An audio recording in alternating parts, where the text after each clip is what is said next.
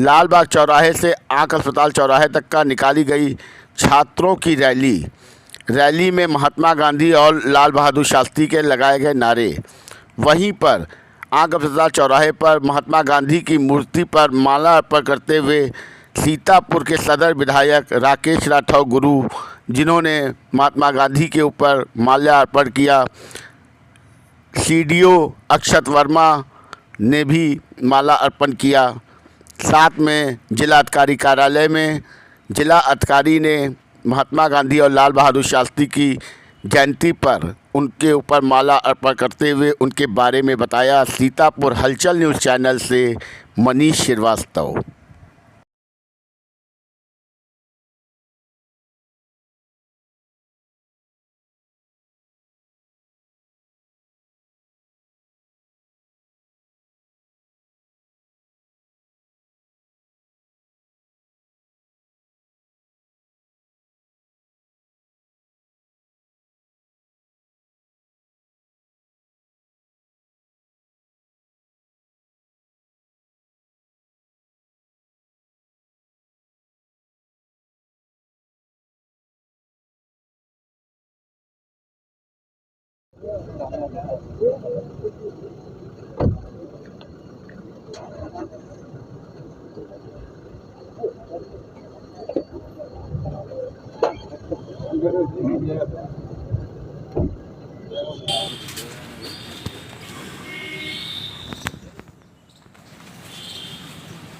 Smart लग रहे हैं आप।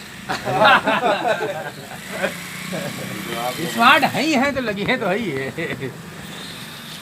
चेहरा शांत है। सर इधर सर इधर से देखिए। आराम से गिरेगा बचा के, गिरेगा नहीं बचा के।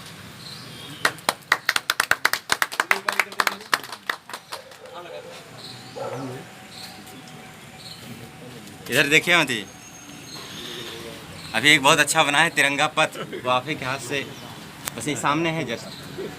हाँ बचा के आइए आराम से। वो यहाँ का स्पेशल था और गायब हो गया था।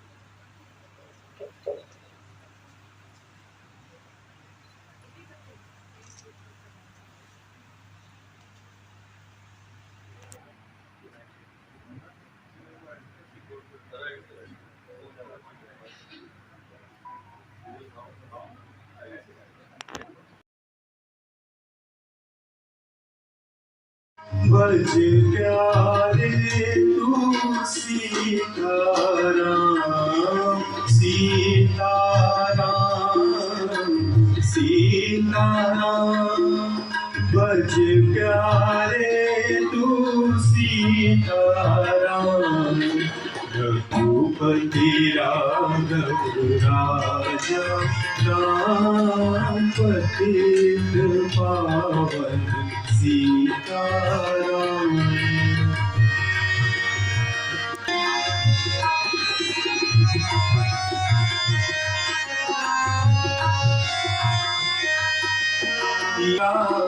तेरो नाम सबको सन्मति दे भगवान ईश्वर अल्लाह तेरो नाम सबको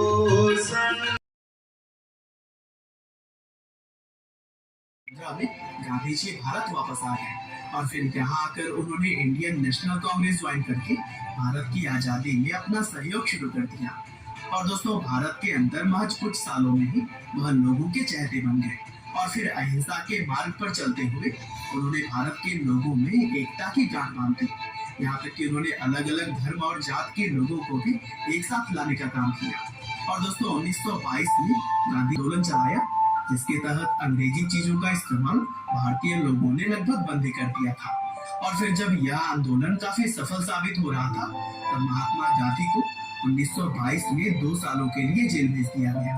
करीब ही मार्च 1930 में दांडी यात्रा को भी अंजाम दिया गया जिसमें कि 60,000 लोगों की गिरफ्तारी हुई।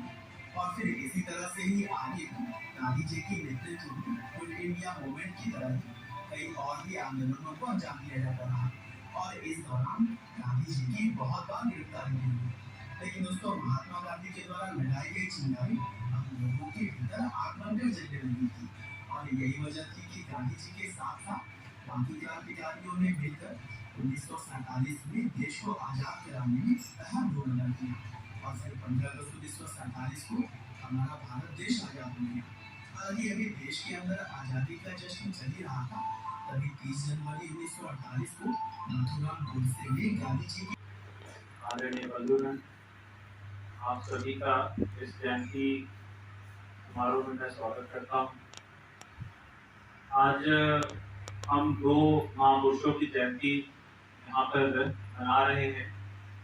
पहली हमारे राष्ट्रपिता महात्मा गांधी जी की 153वीं जयंती आज हम यहाँ पे मनाने के लिए, उनको याद करने के लिए उपस्थित हुए हैं। और इसके साथ ही हमारे देश के दूसरे प्रधानमंत्री लाल बहादुर शास्त्री जी का भी जन्म दिवस जयंती समारोह है, उनको भी आज हम याद करने के लिए यहाँ पे उपस्थित हुए हैं। जब हम इन 2 महापुरुषों को याद करते हैं तो एक ये बड़ा विचित्र संयोग है। ये एक गुरु शिष्य की जोड़ी है। जो महात्मा गांधी जी थे उन्होंने कुछ अपने प्रिंसिपल्स रखे, कुछ वसूल रखे और उन्हीं वसूलों पे, उन्हीं प्रिंसिपल्स पे लाल बहादुर शास्त्री जी ने अपनी पूरी जिंदगी उसी प्रिंसिपल्स पे, उसी वसूल पे उन्होंने बिताया। वो अपने आप को गांधीयन बोलते थे। जो गांधीयन थॉट और गांधीयन प्रिंसिपल्स पे चलने वाले लोग थे वो उसमें अपनी गणना करते थे। तो ये एक गुरु की और एक शिष्य की, और शिष्य भी ऐसा कि उसने गुरु के चरणों पे बिल्कुल उनके हर वसूलों में बिल्कुल यथावत चलने वाला। इन दोनों को एक साथ आज हम इस अवसर पर याद करते हैं। आप सभी लोगों ने यहाँ पे अपने अपने विचार रखे। हमने कार्यक्रम की शुरुआत में सबसे पहले रामधुन सुना और महात्मा गांधी जी को यह रामधुन अत्यंत पसंद था। उनकी परिकल्पना एक राम राज्य की थी। राम राज्य का अर्थ होता है कि यहाँ पे जो व्यक्ति ऐसा शासन करने वाला व्यक्ति हो जो अपने हितों के आगे अपने लोगों के हितों को रखे, उसके लिए काम करे और उस कार्य के बदले उसके दिल में कोई अहंकार पैदा ना हो। और इन्हीं सब बातों को हम लोगों ने, जो हमने दूसरी गीत यहाँ पे सुनी वैष्णव जन तो, वो एक गुजराती में लिखा हुआ गीत है, इसलिए हो सकता है कि कई लोगों को उसके बोल बहुत ज्यादा समझ में नहीं आते हो। कितनों को मालूम है कि ये गुजराती में लिखा हुआ गीत है वैष्णो जन, ये काफी कम लोगों को मालूम था। तो ये गुजराती में लिखा हुआ गीत है और इसका जो अर्थ है ये आप लोग जाके जरूर पढ़िए। इसके बोल बहुत अच्छे हैं और महात्मा गांधी जी की फेवरेट कहा जाता है कि उनके भजनों में से एक था। और इसका जो मुख्य जो सार है, जो पहली जो लाइन है वो यही कहती है कि भगवान को सबसे प्रिय वही होता है जो दूसरों के लिए काम करके दिल में अहंकार पैदा हो गया कि मैं तो दूसरों का बहुत भला करता हूँ और मैं सोशल वर्कर हूँ और मैं ये हूँ वो हूँ, तो फिर आप बहुत ज्यादा समय तक उस भावना को नहीं कैरी फॉरवर्ड कर पाएंगे एक निष्पक्ष भाव में, और ना ही आप वो कार्य बहुत लंबे समय तक अच्छे तरीके से कर पाएंगे। ये एक बड़ी इम्पोर्टेंट, बहुत ही महत्वपूर्ण तथ्य है जो आज के समय में बहुत ही प्रासंगिक। कई बार हम लोगों को मालूम होता है कि सही क्या है गलत क्या है, हम लोग सही के रास्ते पे चलते हैं, लेकिन फिर उस रास्ते पे चलने का हमें इतना अहंकार हो जाता है कि हमें बाकी सब कुछ या बाकी सब लोग हमें गलत करने लगते हैं। और भाव अगर उत्पन्न हो जाएगा तो उसके बाद फिर आप अपनी जिंदगी में बहुत ज्यादा दूसरों के लिए नहीं कर पाएंगे। तो इस भजन में यही बात हमें बताई गई और मैं यहाँ पे जो हमारी मंडली है आपकी, आप हर बार आके हमें बताते हैं, इसके लिए हम आपका बहुत बहुत धन्यवाद करते हैं। उसके बाद हम लोगों ने एक लघु फिल्म देखी जिसमें महात्मा गांधी जी की जिंदगी के बारे में कि किस प्रकार से उनका जन्म हुआ। बहुत ज्यादा गरीब परिवार में जन्मे हो ऐसा नहीं है, लेकिन बहुत एफ्लुएंट हो ये भी नहीं है। एक मध्यम वर्गीय परिवार के जन्मे, एक में काफी कम लोग पढ़ा करते थे, पढ़ाई लिखाई बहुत कम लोग कर पाते थे।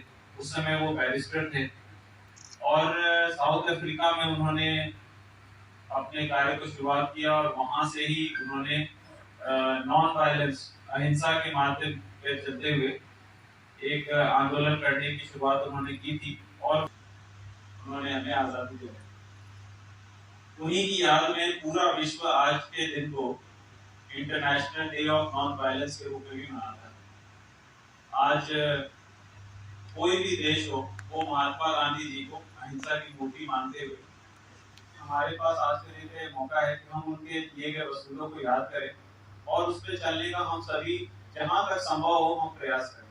तो उनके वसूलों पे संपूर्ण रूप से चलना तो बहुत ही कठिन है और उसके लिए आपको शास्त्री जैसी दृढ़ता होनी चाहिए, लेकिन मुझे लगता है कि वो दृढ़ता अपने आप में लाना धीरे धीरे ही संभव है।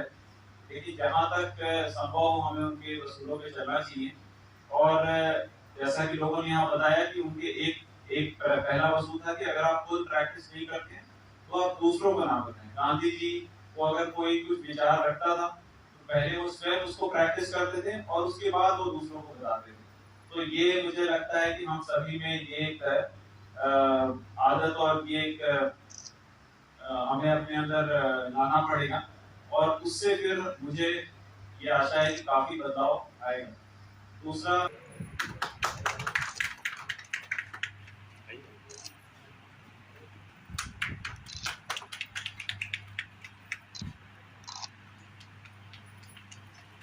दो अक्टूबर भी है और गांधी जयंती भी है, इस मौके पे क्या कहना चाहेंगे आप? देखिए, आज महात्मा गांधी जी की 153वीं जयंती है और आज के दिन में हम दो महापुरुष महात्मा गांधी जी और शास्त्री जी को याद करते हैं।